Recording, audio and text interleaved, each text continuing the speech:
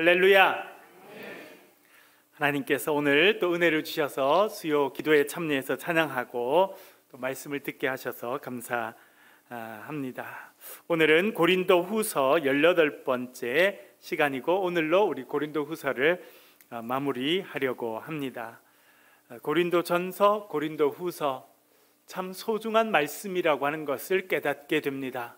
그리고 신약 성경에서 교회에 대해서 가장 집중적으로 가르쳐주고 있는 말씀 중에 하나가 고린도 전후서입니다. 먼저 사도 바울이 고린도 교회에 대한 편지를 정리하면서 이제 제일 마지막에 몇 가지 중요한 것들을 이야기합니다. 그 중에 하나는 믿음입니다. 다 예수를 믿는다고 하고 교회 생활을 하고 있는데 정말 믿음이 있는지를 스스로 점검해 보라고 말합니다. 그래서 첫 번째 제목을 너희 자신을 시험하고 확증하라 그렇게 잡았습니다. 고린도 후서 13장 5절 말씀, 고린도 후서 13장 5절 말씀 우리 화면을 보시면서 같이 한번 읽어보겠습니다. 화면에 좀 띄워주시고요. 같이 읽겠습니다. 시작. 너희는 믿음 안에 있는가? 너희 자신을 시험하고 너희 자신을 확증하라. 너희 안에 계신 줄을 너희가 스스로 알지 못하느냐? 그렇지 않으면 너희는 버림받은 자니라. 아멘. 말씀드린 것처럼 사도 바울이 고린도 교회를 특별히 사랑했습니다.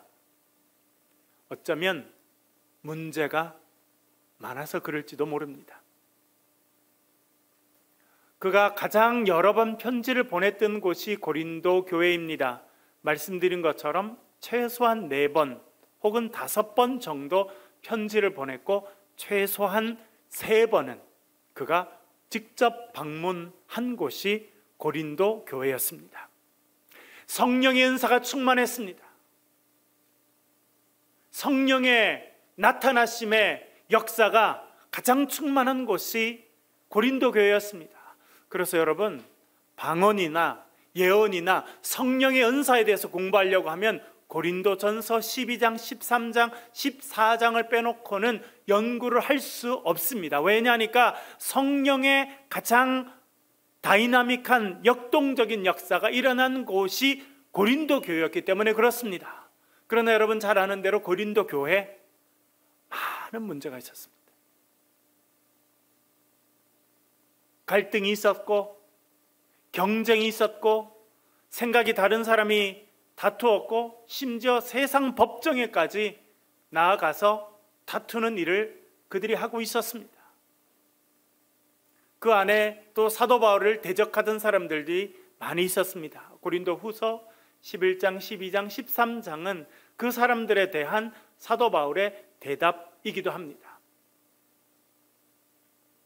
이렇게 어떻게 보면 사도 바울의 마음에 가장 중요한 곳에 자리 잡고 있었던 이 고린도 교회에 대한 편지를 마무리하면서 그가 강조하고 있는 것은 믿음을 점검해 보라는 것입니다. 13장 5절 말씀, 너희는 믿음 안에 있는가? 너희 자신을 시험하고. 여러분, 시험하면 어떤 생각이 드십니까? 시험 많이 보셨나요, 여러분? 시험 보시는 거 좋으신가요? 저희 아이들도 이제 뭐 대학 이제 1학년을 막 시작했고 고등학생인데 시험을 계속 봐요. 얼마나 시험 드는지. 시험 때문에 시험 들게 돼 있어요. 뭐 이제 저희들 중고등학교 될 때 참 재밌었잖아요. 그래서 저희 뒤에 고등학교 다닐 때 고2 때인지 고1 때인지 정확하게 생각이 안 나는데 저희 반에 거의 한 60명 가까이 이제 됐는데 저희 바로 뒤에 어떤 친구가 앉았는데 미술을 공부하는 친구였습니다. 그림도 아주 잘 그리고 예술적인 능력은 좀 뛰어난데 수학이나 영어나 이런 거는 아예 그냥 접고 지냈어요. 그러면 그 친구는 그 시간이 너무 괴로운 거예요. 수학 시간에 아무리 선생님 가르쳐줘도 못 알아듣겠고 본인은 관심이 없고 영어 시간도 마찬가지입니다. 그 얘가 엎드려 자면 또 옛날 선생님은 얼마나 무서웠어요, 그렇죠?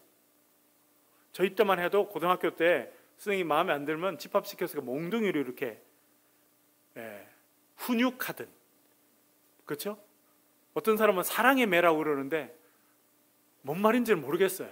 일단 맞아보면 사랑이 전혀 느껴지지 않는데, 그러나 여러분, 이만한 강목으로 맞으면서 이게 사랑이 느껴지는 사람이 있어요? 없는데 선생님들은 그래요. 그러니까 얘는 엎드려 자지도 못하고 눈을 뜨고 있자니 듣는 게 괴롭고 너무 힘들다는 거예요. 그런데 제가 이제 제가 고등학교 다닐 때 참 하나님 은혜를 주셔서 조그만한 옛날에 기도원 협회에서 나오는 파란 성경책 아시나요? 예, 이 시편도 들어있는 큰 거를 들고 다닐 때가 있는데, 어떤 데는 교과서가 많으면 조그만한 기도원에서 나온 거 들고 와서 제가 이렇게 읽고 이렇게 하니까 저보고 도대체 학교 와서 아침부터 펴서 보는 게 뭐냐는, 그래서 성경책이라고 그랬더니 지도 봐도 되겠냐는 거예요. 얘는 교회 근처도 안 다니고. 그래서 제가 그걸 줬어요. 하나 얻어가지고. 그리고 이게 은혜 되는 말씀을 제가 이렇게 동그라미를 쳐주든지 줄을 쳐든지 이렇게 해서, 너 수학 시간에 뭐 하냐 그랬더니 수학 시간만큼 괴로운 시간이 없다는 거예요. 엎드려 잘 수도 없고, 그림 그리는 게 좋은데 그림 그리다가 선생님이 이렇게 돌아다니잖아요.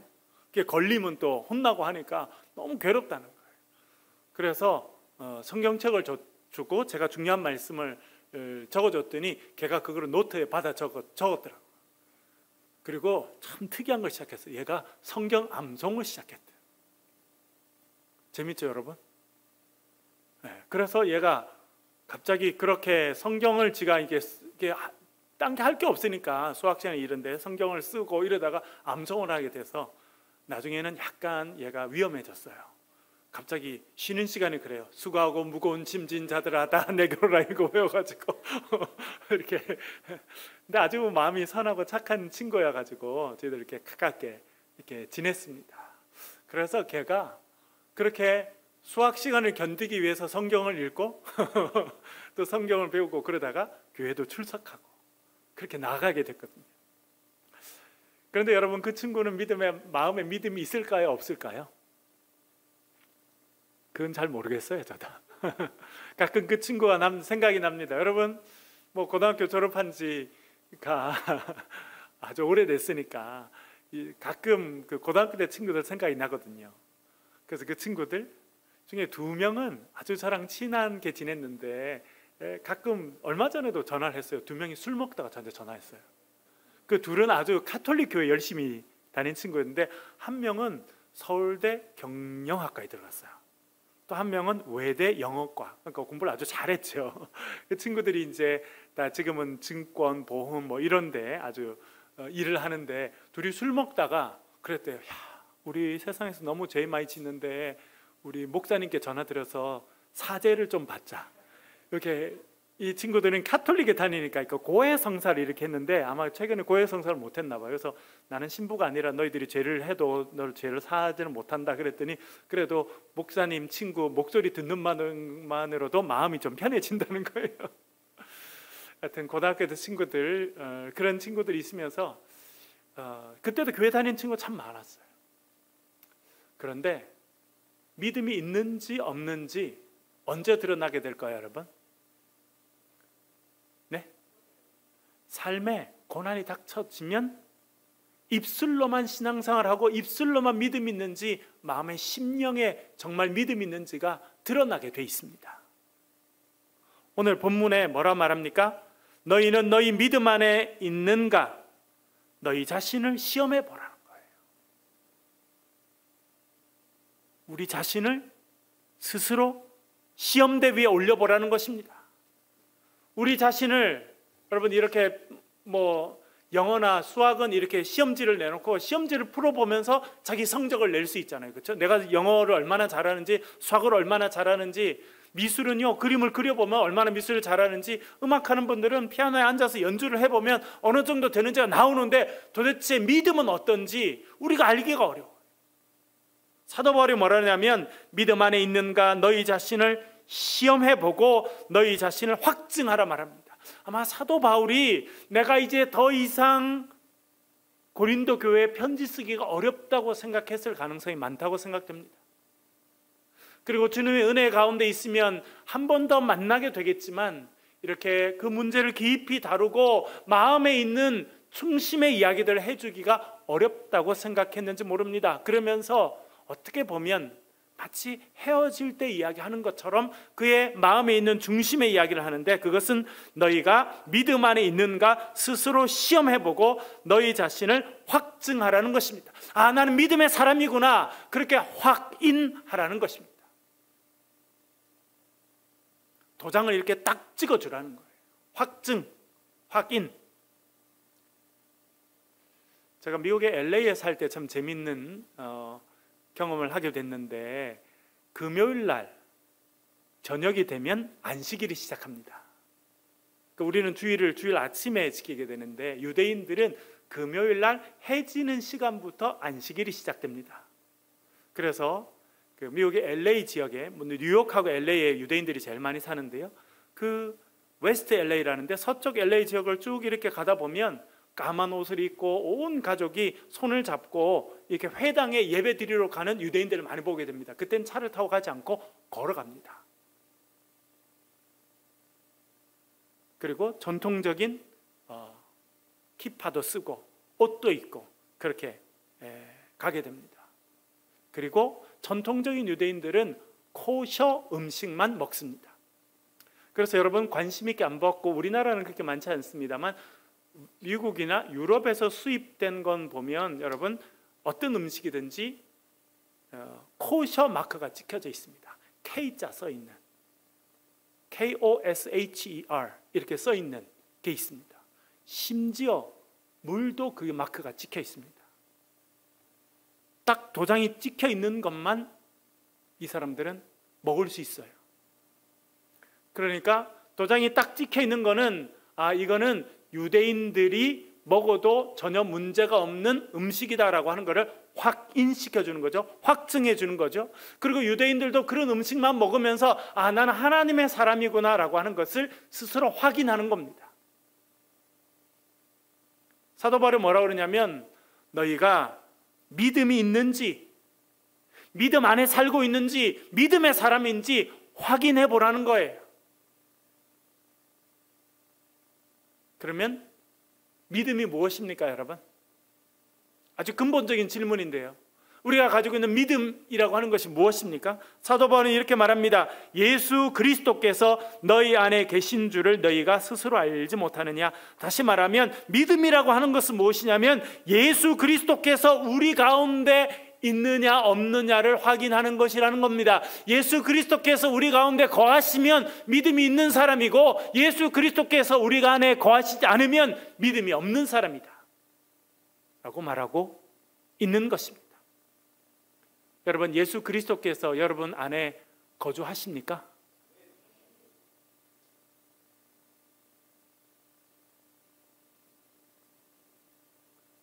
여러분, 일제시대 때 많은 목사님들이 붙잡히셔서 고초를 당하셨습니다. 대표적인 경우가 주기철 목사님. 지난번에 제가 주기철 목사님의 마지막 설교 5종의 나의 기원이라고 하는 것도 제가 소개해 드렸습니다. 서울에 가면 서대본 형무소 자리가 그대로 보존되어 있습니다. 거기 가보면 지하에 고문실이 그대로 남아있고 고문 도구들이 여전히 남아 있습니다. 일제는 우리나라를 식민지 만들기 위해서 정신을 많이 이제 빼앗아 갔는데, 뭘 가장 많이 박해했냐면 기독교를 많이 박해했습니다. 다른 종교보다 기독교가 훨씬 더 박해 대상이었습니다. 그 당시 전 국민의 2% 정도밖에 안 됐지만, 여러분 잘 아시는 대로 민족 대표 33인 중에 절반은 기독교인들이었습니다. 그러니까 사실은 민족 운동을 해가고 민족을 이끌어가는 지도자들 중에 많은 사람들은요 기독교인이었어요. 오랫동안 불교가, 그리고 오랫동안 유교가 나라를 다스렸지만, 정작 나라가 어려웠을 때 그 나라를 새로운 단계로 이끌어 가려고 최선을 다했던 사람들은요 기독교인들이었다는 거예요. 그래서 기독교인들, 특별히 목사님들이 많은 핍박의 대상이었습니다. 그래서 어느 목사님인지 제가 정확하게 기억이 나지 않습니다만 목사님 붙잡혀 가서 매를 맞는데 매를 때릴 때마다 예수, 복음, 천당 그런 이야기를 했다는 거예요. 그래서 그 목사님을 취조하고 고문하는 사람이 비명을 질러야지 왜 예수, 복음 그런 이야기를 하느냐 그렇게 물었대요. 그랬더니 내 안에는 예수 그리스도의 복음이 가득 차 있기 때문에 네가 나를 때리면 예수가 튀어나오고 복음이 튀어나오고 천당이 튀어나오는 거다. 그렇게 고백하셨다는 이야기가 있습니다. 여러분, 우리 안에 예수 그리스도가 있으십니까?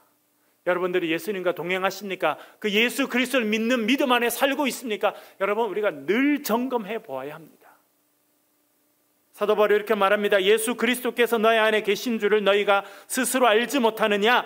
그렇지 않으면 너희는 버림받은 자니라. 여러분, 충격적인 표현이죠. 지금 고린도 교회 교인들에게 편지를 쓰고 있습니다. 신앙생활을 하고 있고 그 당시 예수 믿는 자로 사는 것이 쉽지 않은 시대에 예수 믿고 교회 와서 예배하고 있는 자들에게 너희 안에 예수가 있는지 확인해 봐라. 그렇지 않으면 너희가 버림받은 자다. 그렇게 말하고 있는 것입니다. 여러분, 이것은 또한 이 시대를 향한 사도 바울의 조언이고 경고이기도 합니다. 우리가 입술로만 예수를 믿는 것이 아니라 우리 심령 가운데 예수 그리스도가 있는지, 그 예수 그리스도를 믿는 믿음이 있는지 확인해 보라는 겁니다. 스스로 시험해 보라는 것입니다. 그렇지 않으면 너희가 버림받은 자다.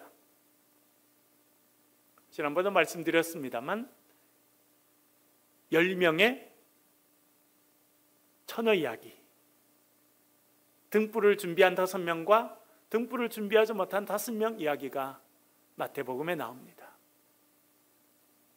우리는 등불을 준비한 지혜로운 5 처녀, 그러나 기름을 준비하지 못한 5 처녀 쉽게 생각하고 읽었는데요. 제가 지난번에 교사분들과 함께 성경 공부를 그걸 가지고 하면서 이건 참 심각한 이야기구나 하는 걸 알게 됐어요. 다 옷을 입고 등을 준비하고 단장하고 신랑을 기다렸는데 5명은 혼인잔치에 들어가고 5명은요 결국 못 들어갔다는 걸 이야기하는 거거든요. 그래서 그 5명이 시장에 가서 다시 기름을 사서 등불에 불을 켜서 왔는데 문이 닫혀 있습니다. 열어주십시오. 우리도 들어가겠습니다. 열어주지 않습니다. 사도 바울은 오늘 뭐라고 말합니까? 너희가 믿음 안에 있는가 스스로를 시험하고 자신을 확증하라 말합니다. 이 믿음이 무엇이냐? 그 믿음은 예수 그리스도가 우리 안에 있고 우리가 예수 그리스도 안에 있는 것을 말하는 것이라 그렇게 사도 바울은 말하고 있습니다. 대표적인 구절이 갈라디아서 2장 20절입니다. 여러분, 기회가 있다면 갈라디아서 2장 20절은 외워도 충분히 좋은 그런 말씀이고 대단히 중요한 말씀인데요. 갈라디아서 2장 20절 말씀, 사도 바울이 좀 더 구체적으로 말하고 있습니다. 읽어보겠습니다. 시작. 내가 그리스도와 함께 십자가에 못 박혔나니 그런즉 이제는 내가 사는 것이 아니요 오직 내 안에 그리스도께서 사시는 것이라. 이제 내가 육체 가운데 사는 것은 나를 사랑하사 나를 위하여 자기 자신을 버리신 하나님의 아들을 믿는 믿음 안에서 사는 것이라. 아멘. 사도 바울이 우리가 금방 읽었던 고린도후서 13장 5절에서 말한 것을 가장 구체적으로 적어주고 있는 것이 갈라디아서 2장 20절입니다. 내가 그리스도와 함께 십자가에 못 박혔나니. 여러분, 사도 바울이 언제 십자가에 못 박혔습니까?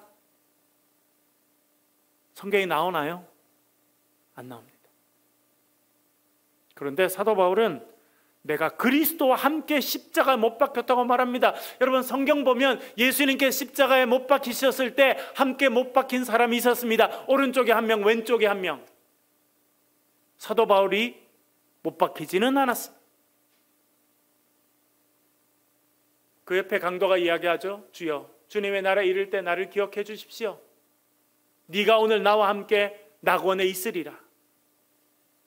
외경이라고 해서 우리가 갖고 있는 신약 성경 외에 초대교회 때 쓰여진 많은 성경들이 있는데 그 중에 하나는 오른쪽 강도가 그렇게 고백했다고 써놨더라고요. 우리 성경에는 오른쪽인지 왼쪽인지는 나오지 않습니다. 그러나 둘 다 강도였지 사도 바울이 아닌데, 사도 바울은 뭐라 그럽니까? 내가 그리스도와 함께 십자가에 못 박혔다고 말합니다. 언제 못 박혔습니까? 왜 이런 표현을 썼을까요? 내가 그리스도와 함께 십자가에 못 박혔다. 한 번도 십자가에 못 박힌 적이 없는데 사도 바울은 왜 이렇게 말을 했을까요? 여러분, 그것은 내가 예수 그리스도를 인격적으로 체험하고 예수 그리스도께서 내 안에 와서 사시게 됨을 통해서 그가 이제 그리스도와 하나 되는 경험을 했습니다. 그리스도가 내 안에, 내가 그리스도 안에 들어가는 그리스도와 하나 되는 경험, 조금 어려운 단어로는 그리스도와 합일되는 경험을 하게 되었습니다. 그러면서 그가 알게 됐어요. 예수 그리스도께서 십자가에 못 박히셨지만 사실은 내가 십자가에 못 박히게 된 것이구나. 예수님께서 나를 위해 십자가에 못 박히셨구나. 나는 예수 그리스도와 함께 십자가에 못 박혀서 죽게 되었구나. 그래서 내가 그리스도 안에, 그리스도께서 내 안에 사심으로 내가 그리스도와 온전히 하나 되었구나 라고 하는 것을 이야기하고 있는 것입니다. 그래서 그는 이렇게 말합니다. 오직 내 안에 그리스도께서 사시는 것이라. 사도 바울 안에 누가 산다는 것입니까? 그리스도께서 사신다, 그렇게 말해주고 있습니다. 그러면 그리스도께서 내 안에 사신다는 뜻은 무엇이냐? 그가 이렇게 말합니다. 이제 내가 육체 가운데 사는 것은 나를 사랑하사 나를 위하여 자기 자신을 버리신 하나님의 아들을 믿는 믿음 안에서 사는 것이라 말하고 있습니다. 그리스도께서 내 안에 사신다고 하는 말은 무엇입니까? 내가 하나님의 아들 십자가에 달리신 예수 그리스도를 온전히 믿는 믿음 안에서 살아가는 것, 그것이 그리스도께서 내 안에 살아가는 것이다, 그렇게 말해주고 있는 것입니다. 고린도후서 13장에서 말하는 것과 갈라디아서 2장에서 말하는 것은 마찬가지입니다. 그리스도께서 내 안에 있다라고 하는 것은 무엇이냐면 십자가에 달리신 예수 그리스도를 믿는 믿음 안에서 살아가는 것, 그것이 곧 예수 그리스도께서 내 안에 사시는 것이다, 그렇게 말해주고 있는 것입니다. 그러니까 여러분, 내 안에 그리스도께서 사신다라고, 여러분 아무리 가슴을 열고 본다고 해서 그리스도를 우리가 실제로 볼 수 있는 건 아니지 않습니까?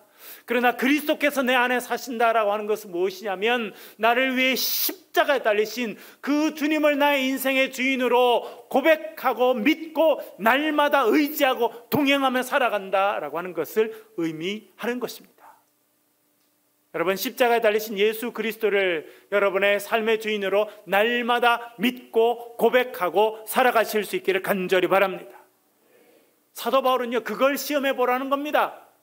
그걸 체크해 보라는 거예요.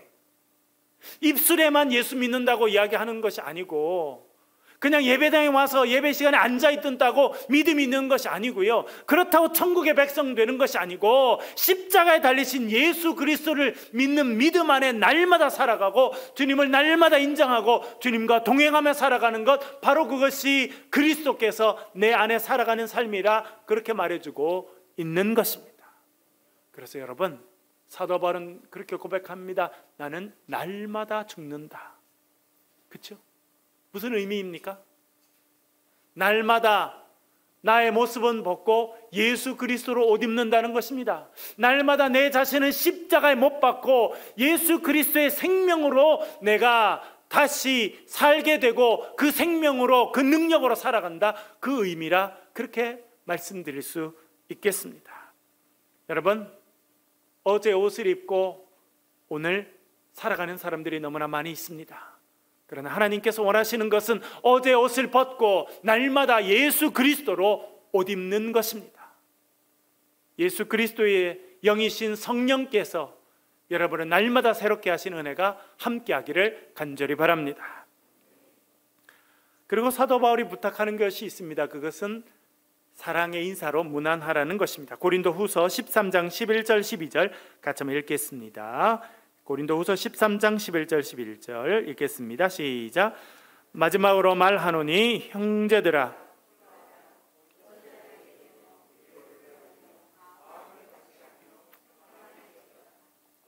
사랑과 평강의 하나님이 너희와 함께 계시리라. 거룩하게 입맞춤으로 서로 문안하라. 모든 성도가 너희에게 문안하느니라. 아멘. 그러면 예수 그리스도께서 내 안에 살아가는 것을 스스로 시험하고 확증한 사람의 특징은 무엇입니까? 라고 물어볼 수 있습니다. 특징 첫 번째 무엇입니까? 기뻐하며 사는 겁니다. 기뻐하며 살아요. 여러분, 칭찬을 잘 안 하는 사람이 있고 칭찬을 잘하는 사람이 있습니다. 그렇죠? 제가 지난번에 한번 말씀드렸습니다만, 제가 그때 미국에서 유학할 때 그 어머니 학교라고 생각이 되는데, 그게 제가 있던 교회에서 열려서 남자분들이 이제 어머니들이 많이 하니까 어머님들이 이제 잘 교육을 받으시도록 남자분들, 뭐 교육자들, 집사님들이 쭉 모여가지고 서빙을 했는데, 그때 오신 어느 대학 교수님이 말씀하셨던 거 제가 언젠가 한번 말씀드렸습니다만 아주 저는 너무 생생해요. 어떤 사람이 있었는데 반에서 1등 했어요. 옛날에는 통지표인가 통신표인가 이렇게 해가지고 국어, 뭐 영어 이렇게 점수 다 나오고 반석차 나오고 전교석차 나왔잖아요. 지난번에 가서 제가 깜짝 놀랐어요. 저희 어머님이 그걸 아직도 보관 중이시더라고요.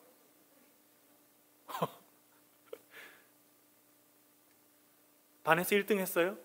통지표를 갖다 드렸는데 아버지가 열심히 해라 그랬다는 거예요. 그러니까 열심히 했어요. 전 교회에서 1등 해서 통지표를 갖다 드렸대요. 그랬더니 아버지가 더 열심히 해라 그랬다는 거예요. 정말 열심히 했다. 그래서 얘가 전국 시험을 봐서 전국에서 1등 했어요. 그런 친구 만나보셨어요, 여러분? 제가 고등학교 다닐 때 전국 1등 한 친구 저희 학교에 있었어요. 전국 시험 모의고사 봤는데 걔가 그 시험에서 전국 1등 했대요. 국어, 영어, 수학 세 과목인데 딱 한 문제 국어에서 틀려가지고. 네. 너무나 저랑 거리가 먼 친구, 가깝게 안 지냈어요. 그래서 이 사람이 전국 1등 해가지고 성적표를 아버지한테 갖다 줬다는 거예요. 그랬더니 아버지가 딱 보고는 너무 놀란 거죠. 아버지도 전국 1등을 했으니. 그래서 얘가 야, 우리 아버지 드디어 나한테 칭찬하겠다 그랬더니 딱 성적표를 보시고 아버지가 이러셨다는 거 아니에요? 남자는 운동도 잘해야 된다. 그래서 그게 자기는 너무, 그분이 같은 대학에서 가르치는 남자 교수님인데 아버지한테 칭찬을 받지 못해서 너무 똑똑한 사람인데 상처가 많더라, 그 이야기를 하시더라고요. 여러분, 칭찬 안 하는 사람의 특징은 뭔지 아세요? 칭찬할 게 있어야 칭찬하지. 왜 칭찬 안 하세요? 칭찬할 게 있어야 칭찬을 하지. 그런 분요 평생 칭찬 안 합니다. 여러분, 언제 기뻐할 수 있어요? 네? 언제 기뻐할 수 있어요? 칭찬받을 때 기뻐할 수 있죠. 그러나 사실은 우리가 마음만 먹으면 매 순간 기뻐할 수 있습니다. 사도 바울은 뭐라 말하냐면, 우리 안에 예수 그리스도께서 계시고 우리가 그 믿음 안에 살아가게 되면 우리는 날마다 기뻐할 수 있습니다라고 말하고 있는 것입니다. 여러분, 데살로니가서 5장에서 뭐라 그럽니까? 항상 뭐 하라고요? 항상 기뻐하라. 그 다음엔요, 쉬지 말고 기도하라. 범사에 이는 예수 그리스도 안에서 너희를 향한 하나님의 뜻이니라. 사도 바울이 깨달았어요. 그래서 데살로니가 교회에 편지를 하면서 이것은 하나님의 뜻이다. 사실은 사도 바울도 그런 표현은 자주 쓰지 않았습니다. 이것은 정말 하나님의 뜻이다라고 하는 것을 자주 쓰지 않았는데, 그가 쓴 표현 중에 첫 번째가 뭡니까? 항상 기뻐하는 게 하나님의 뜻이라는 거예요. 오늘 본문에도 보면 형제들아 기뻐하라 라고 말합니다. 기뻐할 여건이 될 때만 기뻐하는 것이 아니라 하나님 은혜를 생각하고 매 순간 숨쉬며 살아갈 수 있다고 하면 우리는 기뻐하고 감사하며 즐거워할 수 있다는 것입니다. 특별히 여러분, 죄인된 우리를 예수님께서 불러주시고 예수 그리스도께서 저와 여러분을 위해서 십자가에 달리 돌아가셨다고 하는 것을 생각하면 우리는 감사하고 기뻐할 수밖에 없는 존재인 줄로 믿습니다. 여러분, 날마다 기뻐하기로 작정하시길 간절히 바랍니다. 기뻐하고 온전하게 되며 위로를 받으며 마음을 같이하여 평안할지어다 라고 말합니다. 여러분, 정말 하나님의 은혜 받은 사람의 특징은 무엇이냐면 마음에 평안이 있는 겁니다. 마음에 평안이 있어요. 여러분, 어떤 삶을 살길 바라십니까? 어떤 삶을 살기 바라세요, 여러분? 한 달에 예를 들어 1,000만 원을 벌어요. 스트레스가 너무 심해요. 기쁠까요, 여러분? 제가 전에 미국에 있을 때 어떤 만났던 장로님이 있는데, 장로님이 아주 기도하면서 자녀들을 잘 길러서 그 딸을 만났는데, 그 딸은요, 그 어렵다는 예일 대학에서 학부를 졸업하고 예일 대학 법률 대학원을 나왔어요. 미국 전체에서 법률 대학은 1등은 예일 대학이거든요. 학부도 예일에서 공부했지. 법률 대학원도 예일에서 공부했지. 그래서 뉴욕의 맨하탄에 가장 잘 나가는 법률 회사에 들어갔다는 거예요. 연봉을 3억부터 시작했다는 거예요. 놀라지도 않으시네요, 여러분. 신입사원이 1년 연봉이 3억 시작했다는 거예요. 좀 놀래주고 이러셔야 되는데 참 힘 빠지네요. 아니, 그쯤이야 뭐 이런 생각을 하신가요, 여러분? 너무 놀랬죠. 그런데 더 놀란 건 뭔지 아세요? 그래서 연봉을 3억이나 받아서 맨하탄에 아주 좋은 아파트에 세를 내고 살게 됐다는 거예요. 그런데 일이 너무 많아서 주말에 가서 한 번만 자기 집에서 잤지, 회사에서 얻어준 호텔에서 계속 자고 일하고 자고 일하고 그러고 살았다. 그래서 몇 년 안에 그 회사를 그만뒀대요. 여러분, 그런 삶이 행복할까요? 기쁠까요? 마음 평안할까요? 여러분, 저는 아직 인생을 많이 살지 않았습니다만 인생을 많이 살아오신 분들이 그렇습니다. 마음 편한 게 제일 좋은 거예요. 그렇지 않나요, 여러분? 머리를 대면, 하루 열심히 일하다가 밤에 기도하고 머리를 대면 편안히 잠이 들고, 아침에 눈을 뜨면 햇살이 비치는 걸 보고 감사하고 성경을 펴서 묵상할 수 있는 삶, 그런 삶이 정말 은혜 받은 삶이고 복된 삶입니다. 제가 지난번에 나온 말씀드렸죠. 어느 집사님 미국에서 만났는데 미국에서도 회사를 경영하고 한국에서도 회사가 몇 개나 있어. 근데 전화해요, 저한테. 목사님 기도해 주러 오세요. 그러면 제 아내랑 가요. 기도 제목이 뭡니까? 지난번에 말씀드렸죠. 목사님 기도 제목 있어요. 예, 집사님 기도 제목 뭡니까? 뭐 한국에도 회사가 몇 개나 있고 미국에서 회사를 하니 기도 제목이 많으실 텐데 뭐가 기도 제목입니까? 수면제 먹지 않고 잠들 수 있게 기도해 달라. 자, 지난번에 말씀드렸죠, 여러분. 회사가 여러 개 있고 회장 직책을 갖고 있어도요, 밤에 편안하게 잠들 수 없으면 그게 너무 힘들고 어렵다는 거예요. 여러분, 우리 주 예수 그리스도께서 주시는 평안과 기쁨이 여러분의 삶에 충만하시기를 간절히 바랍니다. 여러분, 돈이 좀 없어도 괜찮고요, 그렇게 비싼 음식 안 먹어도 괜찮아요.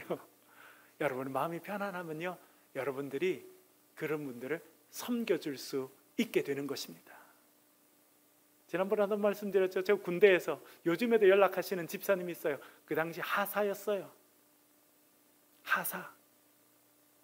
자기 위에 소위가 있었어요. 서강대 영문과 나온 아주 엘리트 장교가 있었어요. 공군에 들어와서 외국에서 손님 오면 이 장교가 가서 통역을 다 하는 서강대 영문과 출신 장교가 있었는데, 그 사무실에는 그 장교가 그 대표예요. 그 밑에 여러 병사도 있고 직원 부하들이 있는데 그 중에 한 명이 하사예요. 그런데 제 방에 그 소위를 데리고 오는 사람은 하사였다는 거예요. 믿음이 좋은 하사. 그분이 자기 상사인 서강대 영문과 나온 그 친구를 데리고 왔어요. 왜? 이 친구는 정신적인 어려움을 많이 겪고 있어요. 마음이 불안해. 너무 힘들면 자기가 정신과 의사를 만나가지고 약을 타먹어서 먹으면서 부대 생활을 하고 있는. 세상으로 보면 이 하사는요, 학벌도 별로 없죠. 배경도 별로 없죠. 부대수도 계급이 낮아요. 이 친구는 좋은 집안에 태어나서 교육도 잘 받고 겉으로 보면 번듯한 그런 장교인데 마음에 병이 있어. 그래서 누구 손에 이끌려 제 방에 들어오냐면 자기 부하인 하사의 손에 이끌려 가지고 왔어요. 심지어 제가 유학 마치고 장신대 교수로 왔는데도 똑같은 일이 있었어요. 똑같은 두 사람이 똑같이 왔고 상황은 15년이 지났는데도 바뀌지 않았더라고요. 여러분, 많이 배우는 게 중요한 게 아니고 뭔가 많이 가지고 있는 게 중요한 게 아니고 정말 우리가 예수 그리스도의 은혜로 충만할 때 우리를 통해서 누군가가 하나님께로 돌아오는 역사가 있게 될 줄로 믿습니다. 여러분의 삶에 하나님의 은혜와 기쁨이 충만하시기를 간절히 바랍니다. 고린도서 13장 13절 제일 마지막 절을 같이 한번 읽어보겠습니다. 읽겠습니다. 시작. 주 예수 그리스도의 은혜와 하나님의 사랑과 성령의 교통하심이 너희 무리와 함께 있을지어다. 아멘. 어디서 많이 들었죠? 언제 듣는 이야기인가요? 축도할 때, 그렇죠? 저도 주일날 예배 끝날 때마다 이렇게 합니다. 우리 주 예수 그리스도의 은혜와 하나님의 사랑과 성령의 교통하심이. 여러분, 이거는 기독교, 개신교가 있는 모든 지역에서 똑같이 하는 축복입니다. 영어로는 benediction이죠. benediction. 베네는 복이라는 뜻입니다. 좋다는 뜻이죠. benediction, 축복의 선언입니다. 구약에 나타나는 아도론의 기도문과 함께 신약의 대표적인 축복문은요, 이 고린도후서 13장 13절이에요. 이건 언제 한 거냐면 사도 바울이 이 문제 많고 탈 많고 자기를 공격하는 사람 많은 이 고린도 교회를 향해서 쓴 편지의 제일 마지막에 이렇게 썼습니다. 주 예수 그리스도의 은혜와 하나님의 사랑과 성령의 교통하심이 너희 무리와 함께 있을지어다. 그러면 주 예수 그리스도의 은혜가 무엇입니까? 고린도후서 8장 9절 한번 읽어보겠습니다. 고린도후서 8장 9절 같이 읽겠습니다. 시작. 우리 주 예수 그리스도의 은혜를 너희가 알거니와 부유하신 이로써 너희를 위하여 가난하게 되심은 그의 가난함으로 말미암아 너희를 부유하게 하려 하심이라. 아멘. 주 예수 그리스도의 은혜는 무엇입니까? 예수님께서 우리를 위해서 가난해지셨다고 하는 것입니다. 그리고 예수님께서 가난해지셔서 우리는 부유한 자가 되었다. 그것이 예수 그리스도의 은혜라는 것입니다. 한마디로 말하면 여러분, 그 은혜는, 그 사랑은 그 예수님의 가난케 되심과 우리의 부유케 되심을 상징하는 사건이 있습니다. 그것이 무엇입니까? 십자가 사건입니다. 십자가에서 예수님 헐 벗으셨고 채찍 맞으셨고 피 흘리셨습니다. 버림받으셨습니다.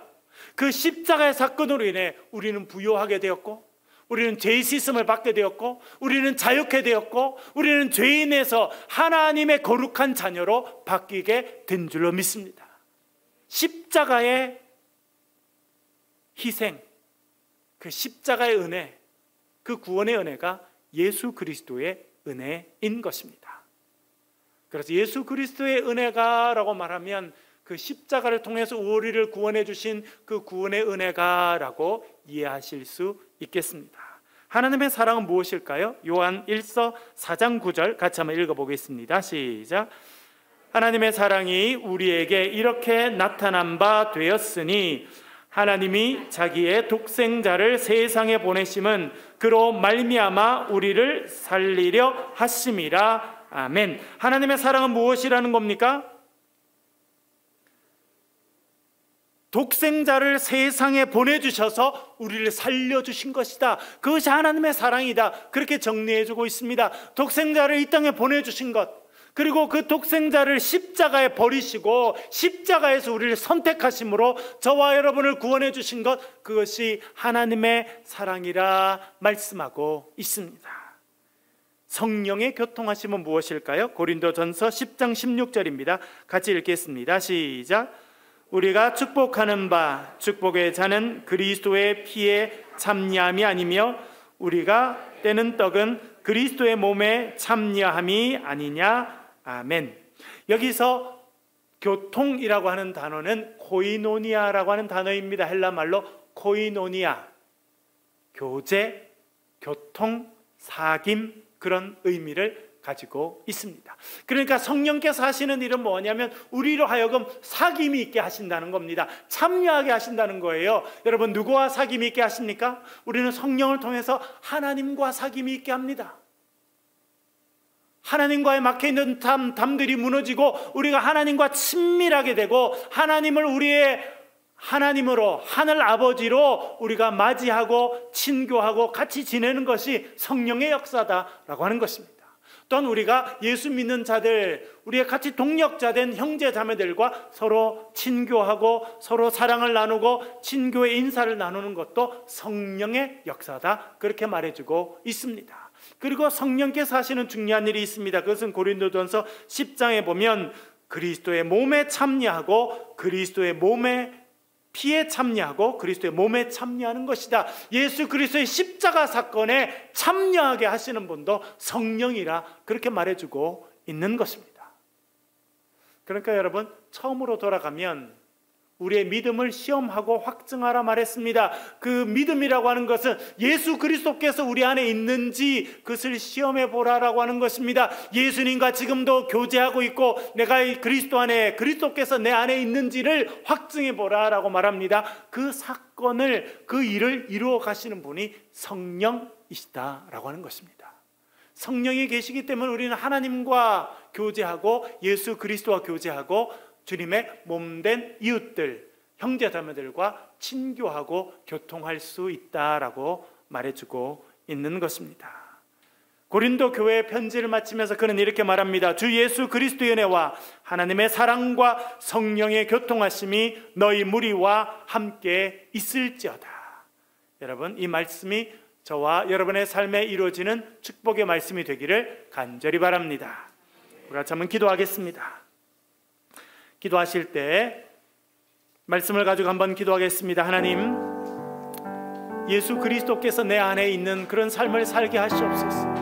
십자가 달리신 예수 그리스도를 온전히 바라보며 그분과 동행하며 그분과 사귐이 있으며 온전히 주님과 동행하며 살아가는 인생이 되게 하여 주시고 하나님의 사랑과 그리스도의 은혜와 성령의 교통하심이 우리의 삶 가운데 충만하도록 도와달라고 시간 우리 가정과 우리 교회와 나라와 민족을 위해서 소리를 내서 같이 한번 기도하겠습니다. 아버지